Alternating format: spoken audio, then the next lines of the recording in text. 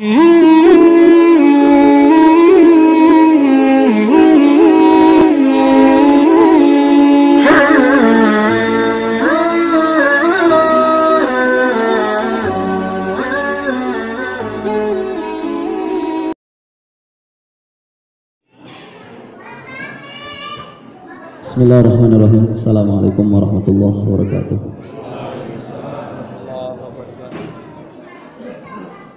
Alhamdulillah, alhamdulillahi ala ihsanih wa syukru lahu ala taufiqihi wa amtinanih.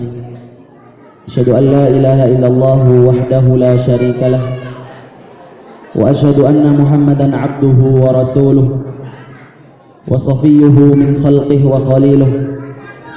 بلغ الرسالة وعد الأمانة ونصح الأمة وكشف الله به الغمة وجاهد في سبيل الله حق جهاده حتى أتاه اليقين ونحن على ذلك المشاهدين. اللهم علمنا ما ينفعنا وانفعنا بما علمتنا وزدنا علما وعملا وهدى وتقى يا رب العالمين.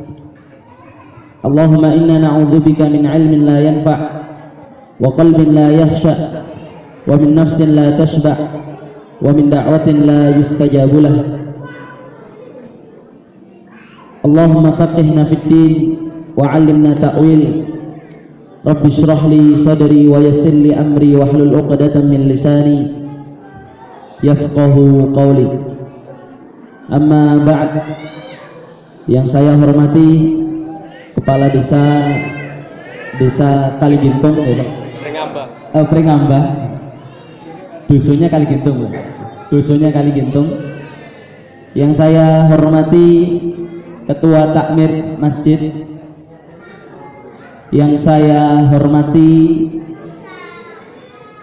seluruh jamaah atau masyarakat dusun Kaligintung yang semoga Allah rahmati dan Allah ridhai.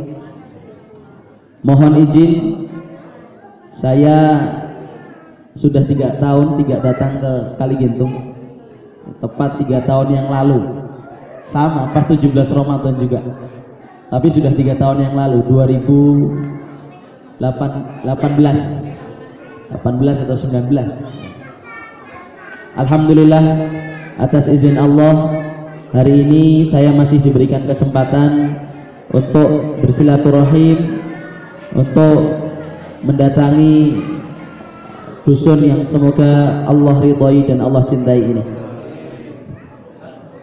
Yang pertama, puji syukur kehadirat Allah Subhanahu wa Ta'ala atas limpahan rahmat dan hidayahnya, sehingga Allah masih memberikan kesempatan kepada kita, Allah masih memberikan kenikmatan kepada kita, Allah masih memberikan kesehatan kepada kita, Allah masih memberikan keimanan kepada kita untuk berjumpa dengan bulan Ramadan, untuk mendatangi majelis ilmu yang semoga Allah rahmati dan Allah ridhai ini. Karena kenapa Pak Bu? Karena kalau namanya kesehatan, kesempatan, semua orang tidak memiliki kesempatan dan kesehatan yang sama. Sering saya ulang-ulang dalam majelis ilmu, majelis taklim yang saya isi, sebuah syair yang datanya dari Imam Asy-Syafi'i alaihi rahmatullahi rahmatan wasi'ah dalam kitabnya Ad-Diwan Asy-Syafi'i. Beliau katakan, "Fama li hawadithid dunya baqa'u." Di dunia itu enggak ada yang tetap. Hari ini kita bisa melihat, 10 hari kemudian tidak bisa melihat. Hari ini kita bisa masih hidup, masih bisa minum gula, 2 hari kemudian kita tidak bisa lagi minum gula. Hari ini kita tidak memiliki uang, 5 hari kemudian kita punya uang. Fama li hawadithid dunya baqa'u. Di dunia tidak ada yang tetap. Yang hari ini buat mas-mas yang belum punya istri, 1 tahun lagi punya istri. Ya, amin. Ya. Bagi wis duwe. Maning. Ya, bagi para ibu-ibu yang belum diberikan anak, mungkin 1 tahun lagi Allah akan berikan. Maka apa? Fama li hawadithid dunya baqa'u. Ya, tidak ada yang di dunia itu menetap, Pak Bu. Jangan bangga dengan kesehatan, karena kesehatan juga akan merasakan namanya sakit. Jangan bangga dengan kekayaan, karena kemiskinan juga akan datang. Maka hari ini yang perlu kita lakukan adalah bagaimana beribadah kepada Allah. Allah ridho dengan kita dan Allah cinta dengan kita. Akhirnya Allah berikan segala sesuatu yang kita harapkan. Maka kalimat syair dari Imam Asy-Syafi'i itulah syair yang sangat luar biasa. Fama li hawaditsid dunya baqa'u. Di dunia itu tidak ada yang tetap. Ya, kalau kita bicara Imam Syafi'i untuk warga Indonesia itu sangatlah luas. Tadi Bapak Kepala Desa mengawali sambutannya ya dengan membahas tentang Muhammadiyah, ya, yang dimana Muhammadiyah itu lahir pada tahun 1912, ya, muncul awal di tanggal 18 November, diresmikan pada tahun 30 Desember di Yogyakarta. Ya, bahasanya orang ngomongin Yogyakarta. Ya, Yogyakarta.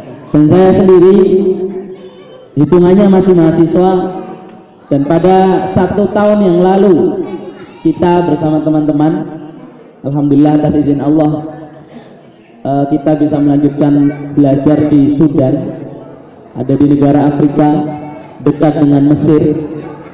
Di sana atas izin Allah kita mengajukan proposal ke kantor pusat Muhammadiyah di Jakarta untuk membangun PCIM.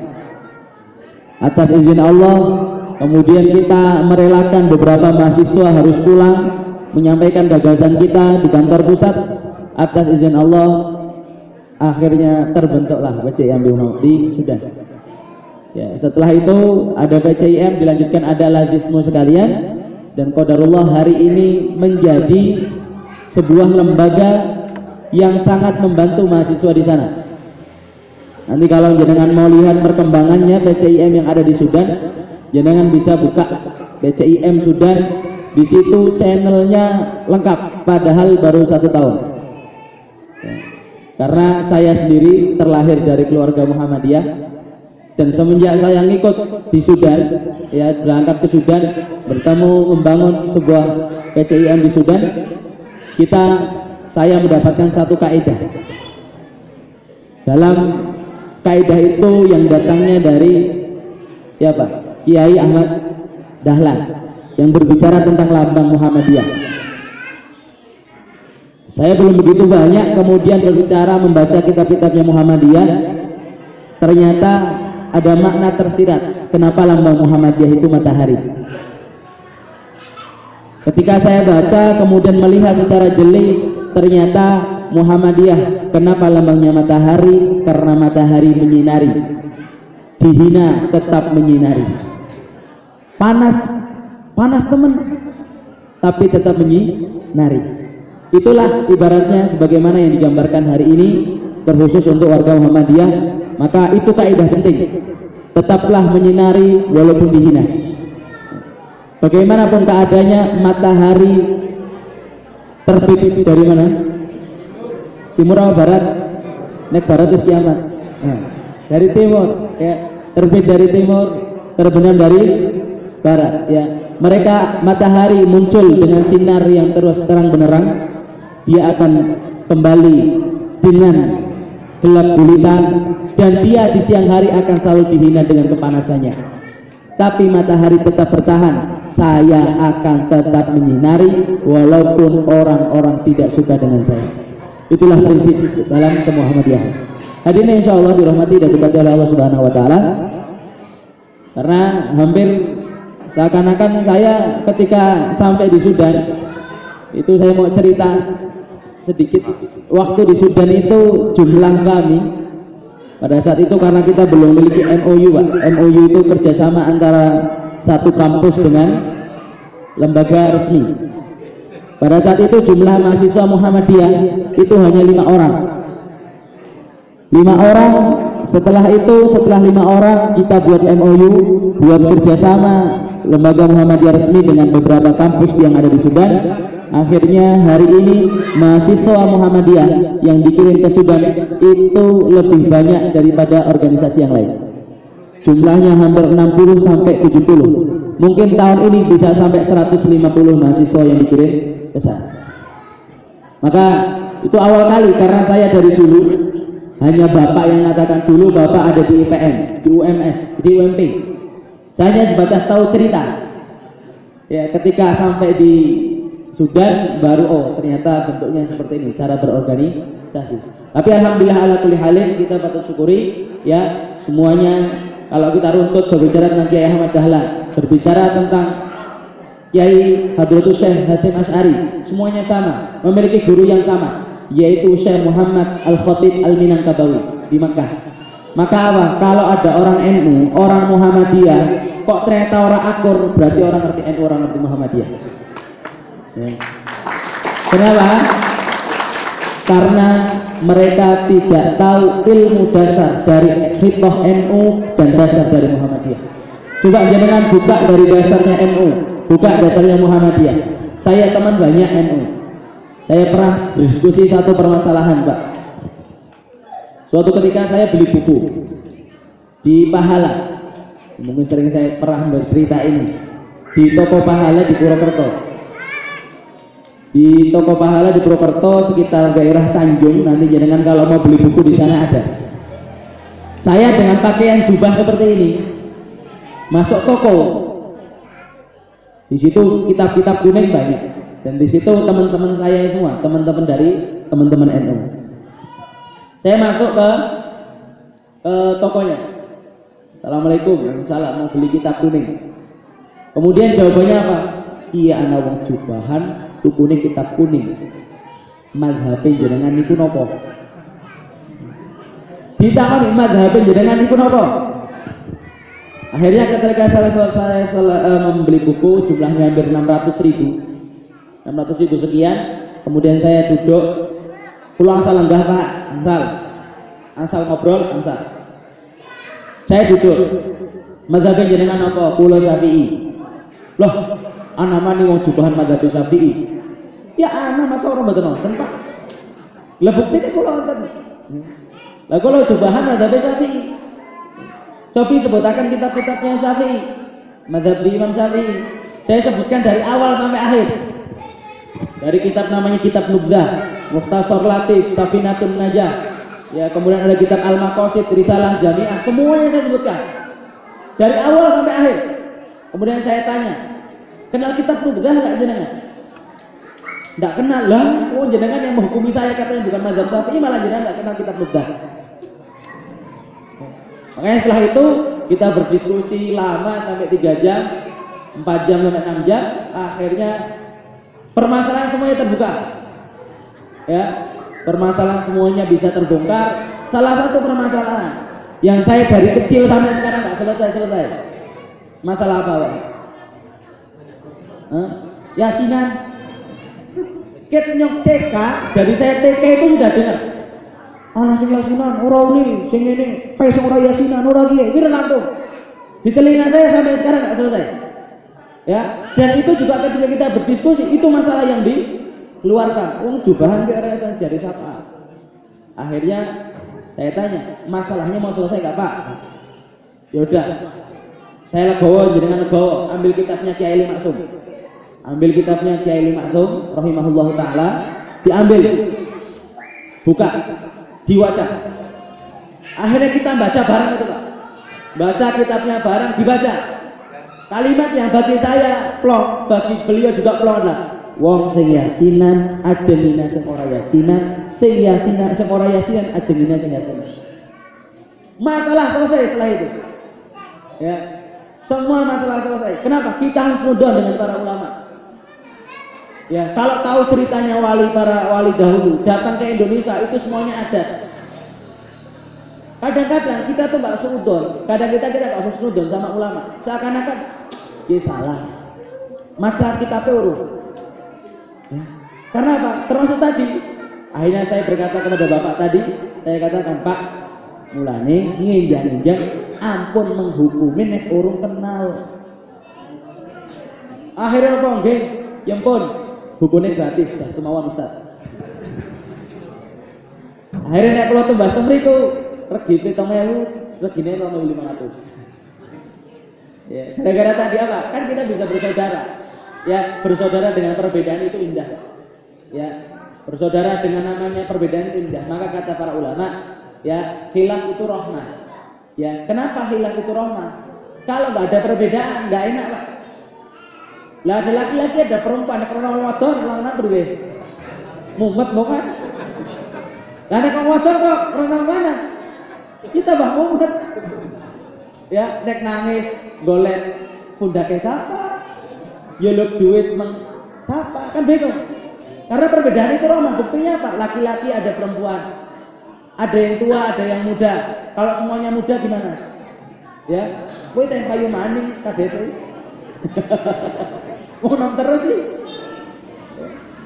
Maka hadisnya insya Allah rahmati dari Allah Subhanahu wa Ta'ala ini harus digarisbawahi karena tadi Pak Kades bicaranya tentang adanya Kiai Ahmad Dahlan, Kiai Hasyim Asy'ari. Silahkan kembalikan kepada hitohnya masing-masing. Ya, ketika kembali kepada hitoh, nggak ada lagi namanya permasalahan ada hari ini. Saya jamin 100% kembali kepada hitoh, kembali kepada kitab kuning yang terdahulu, tidak akan pernah ada lagi namanya perbedaan hari ini. Semuanya akan menghargai, ya kamu saudara saya, Anda adalah saudara saya, dan kamu adalah saudara saya. Ya, jadi kadang-kadang gini Pak, orang itu kalau sudah beda organisasi, itu seakan-akan bukan Islam. Padahal kalau digarisbawahi, organisasi itu wasilah. Ya, di dalam organisasi itu ada yang lebih besar, kalimat Islam. Jadi jangan seakan-akan orang beda organisasi itu dikatakan bukan Islam. Karena kadang-kadang kita anggapnya seperti itu, wah kayak organisasinya beda, aja ngasih kalau organisasi kayak tidak. Organisasi itu wasilah, tapi Islam itu adalah pegangan. Hari ini insya Allah dirahmati dan diberkati oleh Allah Subhanahu wa Ta'ala. Sampai jam berapa ini moderator? Sampai selesai. Ya. Saya kalau sampai selesai kan berarti nggak ada batasannya. Ya, nggak ada batasannya berarti nanti kalau lanjut lagi berarti tidak apa-apa ya. Kalau tidak lanjut berarti juga nggak apa-apa. Pilihannya kan dua. Jadi bisa saya selesaikan secara cepat, bisa saya selesaikan secara lama. Itu pilihan.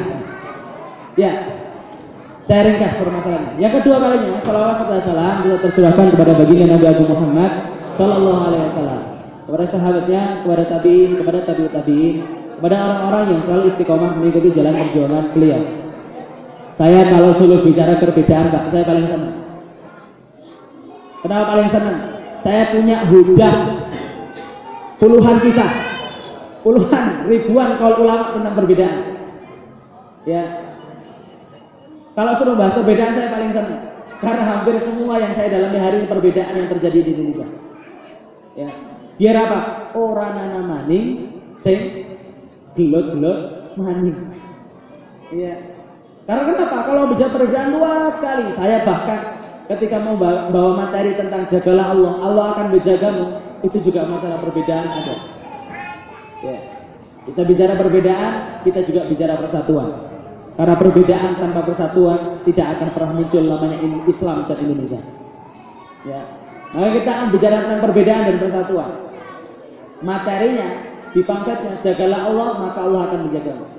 Kita bacakan hadis dari Nabi Muhammad SAW, yang dimana hadis ini disampaikan, dinasihatkan kepada seorang pemuda, anak kecil umur 3 tahun, namanya Abdullah ibnu Abbas. Kecil Pak, umur 3 tahun, mungkin anak-anak kecil segini, tapi mendapatkan nasihat yang luar biasa. Abdullah bin Abbas adalah seorang mufassir di zaman Nabi, seorang sahabat yang tidak ikut hijrah ke Madinah. Tapi suatu saat Abdullah bin Abbas akan membawa kabar dari Makkah ke Madinah, perintah Rasulullah SAW. Kata Nabi Muhammad, kata Abdullah bin Abbas dalam suatu hadisnya, kuntu khalfan Nabi SAW. Jadi suatu ketika saya ada di belakang Nabi Muhammad SAW dalam perjalanan menuju Madinah. Abdullah bin Abbas ini adalah seorang mufassir yang benar-benar jago Pak. Abdullah bin Abbas itu kalau setoran sama Rasul, setoran Quran, setoran sama Abdullah bin Ibnu Mas'ud. Jadi ada runtutan. Rasul itu pakar Al-Quran, paling pakar Al-Quran itu Rasul. Setelahnya adalah Abdullah ibnu Mas'ud. Setelahnya lagi adalah Abdullah ibnu Abbas. Yang dimana urutan 3 ini itu cara setorannya bukan kayak model hari ini. Kalau setoran Quran zaman sahabat itu modelnya 1 ayat atau 3 ayat atau 5 ayat. Jadi contoh misalkan kita buka juz 2 surat Al-Baqarah. Misalkan setoran seorang Ibnu Abbas setoran dengan Abdullah bin Mas'ud. Wahai Abdullah bin Mas'ud, saya mau setoran Al-Quran, silakan setoran. Setoran itu paling cuma 1 ayat.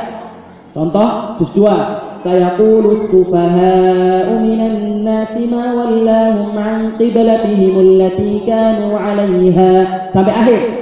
1 ayat. 1 ayat. Sebutkan tafsirnya, sebutkan asbabun nuzulnya, diamalkan baru boleh nambah lagi. Itu cara setoran. Karena dulu para sahabat kalau setoran seayat disebutkan tafsirnya, sebutkan asbabun nuzulnya. Setelah itu baru lanjut ke ayat selanjutnya. Kalau misalkan ada hari ini, alhamdulillah. Anak TPQ kalau misalkan antum mau pakai modelnya para sahabat, jadi tapi lama. Pendidikan Rasul kepada para sahabat itu jaraknya mungkin sampai 10 sampai 15 tahun. Nggak ada sejarahnya orang 4 tahun sekolah itu jadi ulama. Ya, bahkan ketika saya sampai pertama kali sampai Sudan itu, sampai Sudan ketemu sama seorang alim. Ketika sampai Sudan ditanya, kamu pergi dari Indonesia sampai Sudan itu mau ngapain? Mau kuliah atau mau belajar? Saya nggak nyambung. Mau kuliah atau mau belajar? Belum nyambung.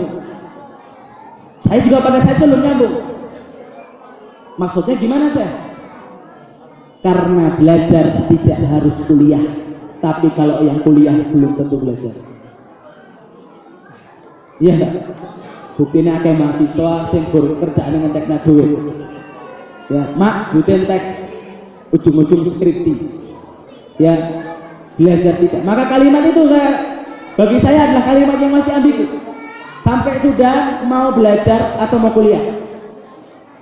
Karena belajar tidak harus kuliah, tapi kuliah belum tentu belajar. Saya katakan saya mau belajar, kalau mau belajar silahkan, kuliah juga tetap bisa. Maka setelah itu sekian lama saya melihat ternyata konsep para ulama, ya, konsepnya para anbiya dulu itu semuanya adalah konsep nubuah, yang dimana konsep nubuah itu selalu menghasilkan orang. Ya. Hari ini insya Allah dirahmati dan berkati oleh Allah Subhanahu Wa Taala. Saya mau bicara tentang perbedaan tadi. Abdullah ibnu Abbas itu seorang mufassir yang dimana kalau orang ahli tafsir pasti jago segalanya. Suatu ketika ada seorang sahabat yang namanya Zaid bin Thabit, yang dimana kata Rasulullah SAW, Zaid bin Thabit itu afrodukum Zaid, kata Rasulullah, orang yang paling jago permasalahan waris di antara kalian adalah Zaid bin Thabit. Suatu ketika ada permasalahan, Pak. Jadi kalau di permasalahan warisan itu kalau misalkan ada seorang kakek, kemudian ada juga saudara laki-laki atau saudara perempuan, yang dimana nanti hitungannya, kalau hitungannya Zaid bin Thabit itu mendapatkan jatah, tapi kalau hitungannya Ibnu Abbas nggak dapat jatah. Bahkan saya cerita Ibnu Abbas itu sampai beliau pergi di depan Ka'bah kemudian mengatakan, yang berbeda pendapat dengan saya, ayo kita ajak mubahalah di depan Ka'bah. Itu kalimat itu menyindir Zaid bin Thabit, yang dimana Zaid bin Thabit punya cara tersendiri untuk menyelesaikan kalau misalkan ada seorang kakek dan ada seorang saudara laki dari si mayit. Ya, nanti kalau mau bicara waris itu luas. Ya, tapi kalau di Indonesia, selama saya belajar waris kemudian membuka di undang-undang, itu di Kemenak tulisannya permasalahan faraid, permasalahan warisan itu dikembalikan kepada para asatidzah, para kiai. Dari pemerintah sendiri tidak ada hukum waris, itu dikembalikan. Nanti jangan silakan buka di undang-undang dasar. Ya, ada permasalahan tentang waris. Lah, saya berbicara tentang Ibnu Abbas. karena hadisnya datang dari Ibnu Abbas. Kemudian Ibnu Abbas mengajak mubahalah di depan Ka'bah, yang berbeda dengan saya ajak mubahalah. Padahal kalimat itu menyindir siapa? Menyindir memiliki bahwa orang ada kakek kemudian bertemu dengan saudara laki-laki maka mendapatkan salam berat. Kemudian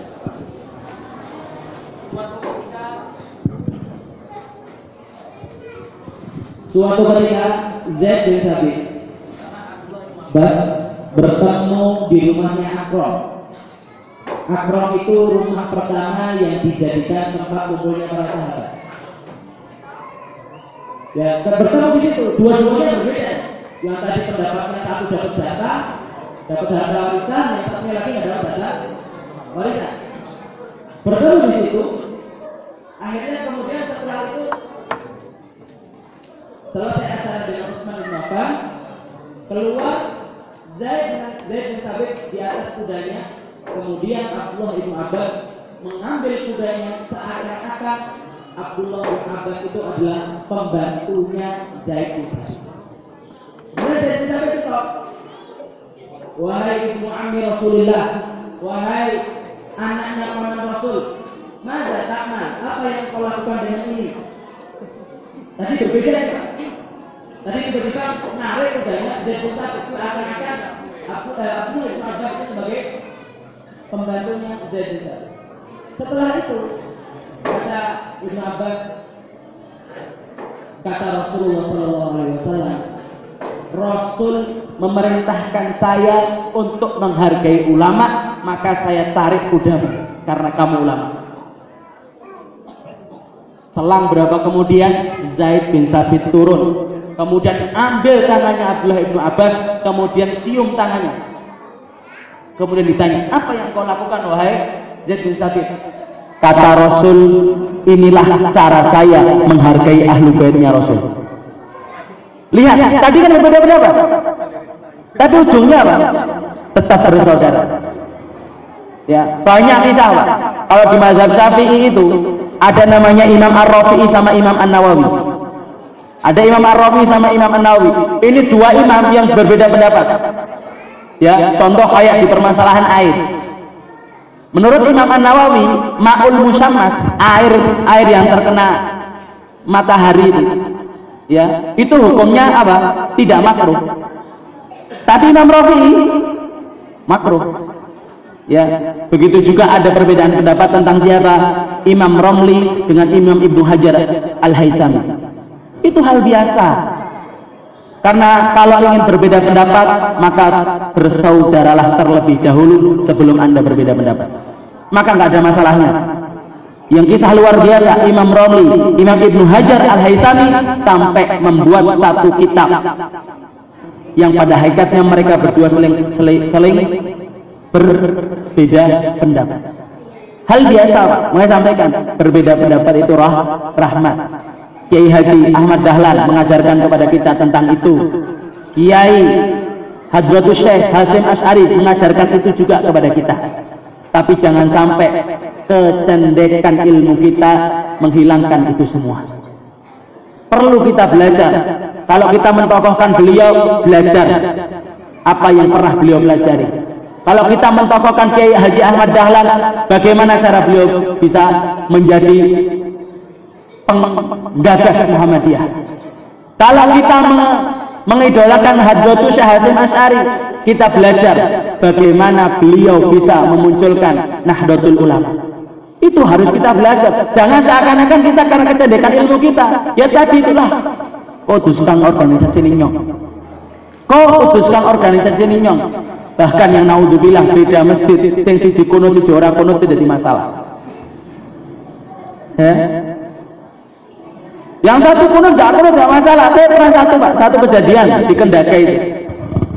Ada satu masjid. Datang ke rumah, Ustaz, saya minta tolong. Kenapa Pak? Ini takmir masjid, ini pada padu. Loh, padu kenapa sih? Lah wong sejine kono, sejine ora kono. Terus apa lagi masalahnya? Ya masalah-masalah yang sudah kita sebutkan tadi, yang nggak ada selesainya Pak. Ya, kemudian saya datang, ya sudah, nanti saya datang. Sekalian ngisi rajaban Ustaz, nggak apa-apa, ngisi rajaban sekalian. Saya datang. Kemudian takmirnya di depan saya semua. Kemudian saya tanya, Pak, jenengan itu tahu kunutan nggak boleh dari mana? Kemudian saya lemparkan satu lagi, Pak, jenengan tahu kunutan itu boleh dari mana? Semuanya kalimatnya sama, Pak. Kalimatnya apa? Jare, jari. Ketika ditanya, mun tahu maca kitab ngene Imam Syafi'i sampun dereng. Mun tahu maca kitab kagungane Imam Ahmad bin Hambal dereng lampun. Mulane kalimat jari amu disimpen. Kalau mau lihat kitabnya apa? Jelaskan kitabnya. Ini kitabnya dari ini, kitabnya dari ini. Setelah itu karena kalimat jari, ternyata kalimat jari bisa menjadikan mereka bersatu. Akhirnya akur. Menjaluk hampura wingi ya, gara-gara kalimat jari berselisih, tapi dengan kalimat jari juga bisa bersatu. Akhirnya selesai, Pak. Akhirnya selesai permasalahan, tidak ada lagi masalah-masalah yang ada. Maka apa? Itulah bentuk menghormati, menghargai. Ya, jadi kadang-kadang kalau kita nggak belajar setengah, itu menghasilkan hanya setengah, Pak. Jadi kalau kita mau belajar total akan menghasilkan ilmu yang total. Tapi kalau belajar setengah, ibarat orang baru baca kitabnya punyanya Imam Syafi'i, belum baca kitabnya Imam Malik, ya sudah mesti rancu. Nah sekarang di mazhab Imam Malik daging anjing itu suci. Ayo, di mazhab Syafi'i daging anjing, najis, segala sesuatu dari anjing dan babi itu najis. Di mazhab Maliki enggak. Nah tiba-tiba ada orang daging anjing itu suci. Apa orang heboh? Heboh, dari mana? Jari. Lah untuk baca kitab harus ngomong jari. Maka runtut. Makanya saya katakan, kalau orang mengidolakan Kiai Ahmad Dahlan, kalau orang mengidolakan Kiai Hadratus Syekh Hasyim Asy'ari, dia akan kembali kepada hitamnya masing-masing. Ya. Kalau enggak, mesti adanya jari. Kalimat jari itu sampai hari ini terus dipelihara. Bok sekali-kali menurut Al-Imam Asy-Syafi'i. Nah, kan enak. Loh, dulu kita punya banyak ulama, Pak. Jangan dikira kita hanya memiliki Kiai Ahmad Dahlan, kemudian Kiai Hadratus Syekh Hasyim Asy'ari, tapi kita juga punya imam, Al-Imam An-Nawawi Al-Bantani, orang Indonesia, Al-Jawi, Pak. Orang Banten, orang Jawa. Ngarang kitab namanya kitab Kasifatus Saja. Syarah dari kitab Safinatun Najah. Ya, itu orang Indonesia terkenal, Pak, di mana-mana. Kalau ditanya min aina ya akhi, min Indonesia. Anta min Indonesia? Naam. Arafta al-Ustaz al-Imam An-Nawawi Al-Bantani Al-Jawi rahimahullah. Araftu. Kenal dengan Imam An-Nawawi. Namanya siapa? Al-Bantani Al-Jawi. Kenal. Wah, itu ulama itu.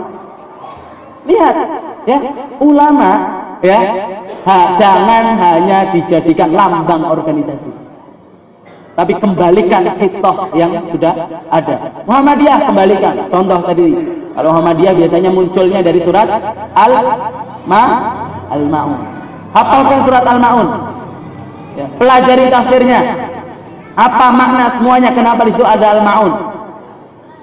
Jangan hanya dipasang di situ, kemudian dilambang, oh hanya Kiai Ahmad Dahlan, hanya dipasang Hadratus Syekh Hasyim Asy'ari, ya jangan. Ya, apa manfaatnya mengidolakan tapi kita tidak mau mempelajarinya? Kan tidak ada manfaatnya. Maka kita belajar dari dasar. Semua kitabnya ada, Pak. Maka hadirin insyaallah dirahmati dan diberkati Allah Subhanahu wa taala. Tadi Abdullah bin Abbas, Zaid bin Thabit mengajarkan kepada kita bahwa perbedaan itu ada, tapi bersaudara itu adalah sebuah keharusan.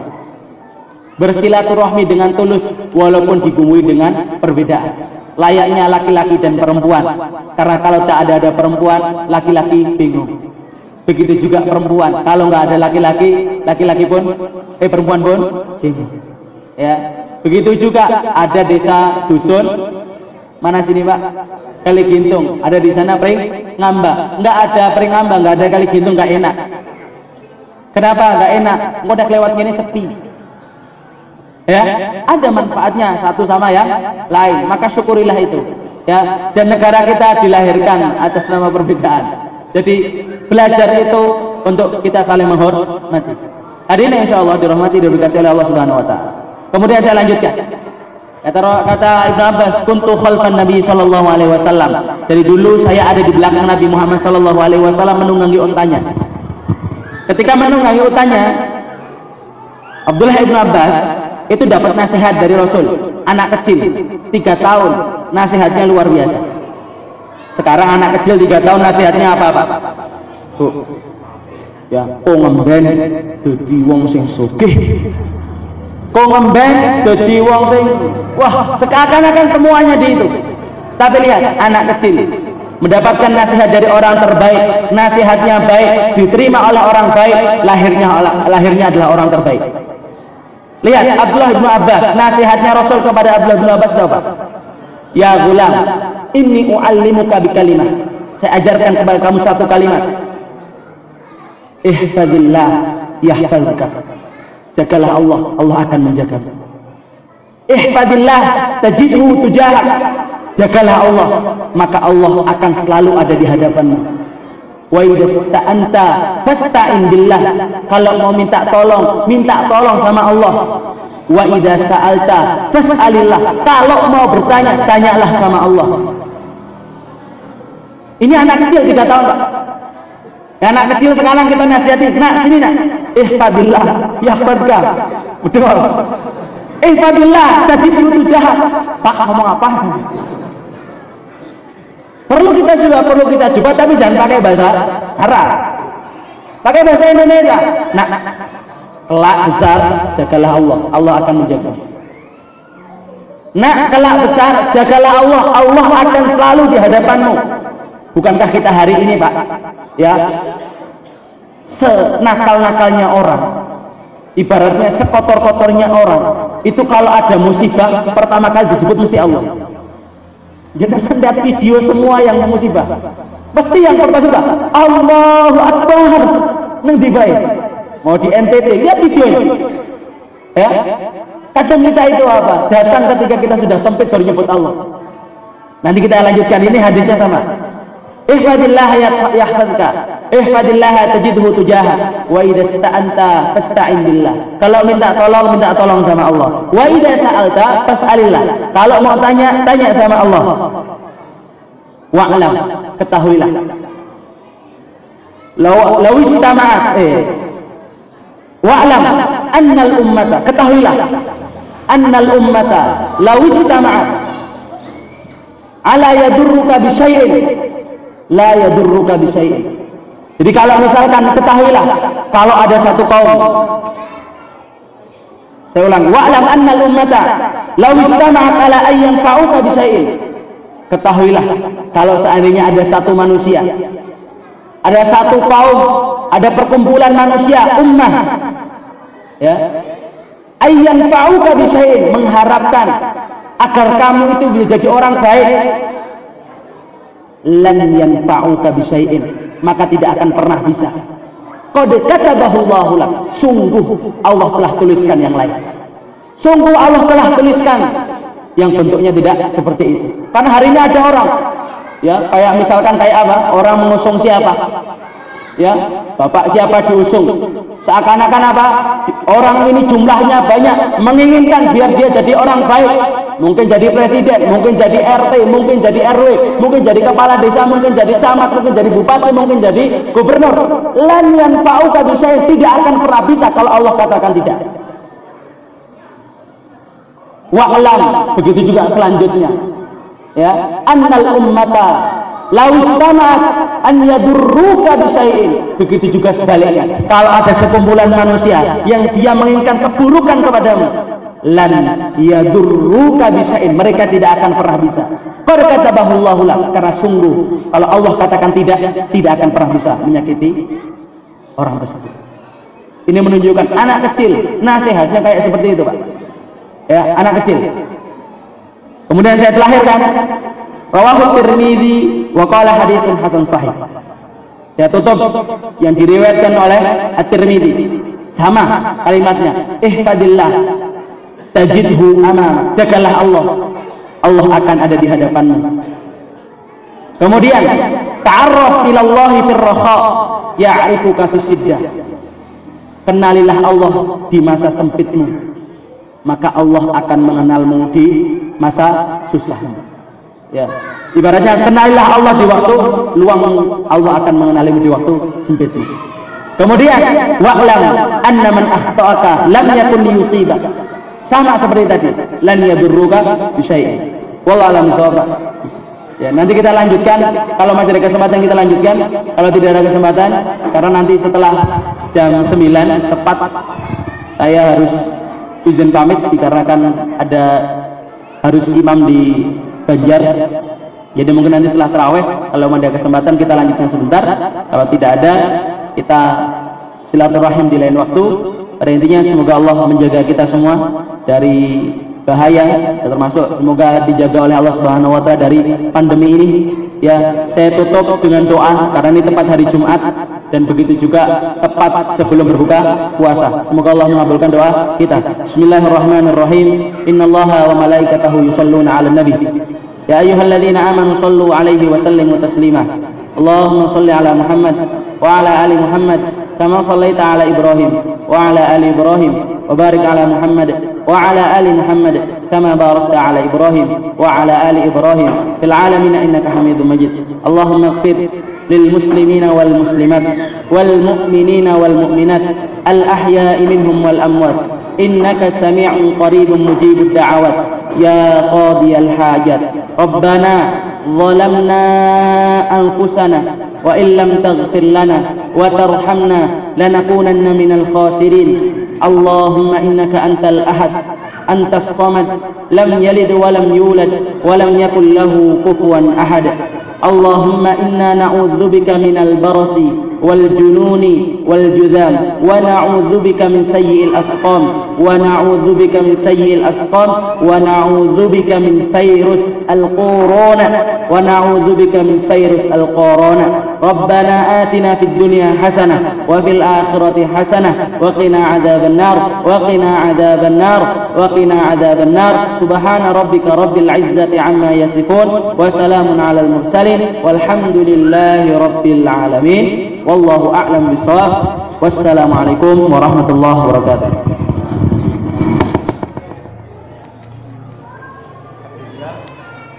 Demikian.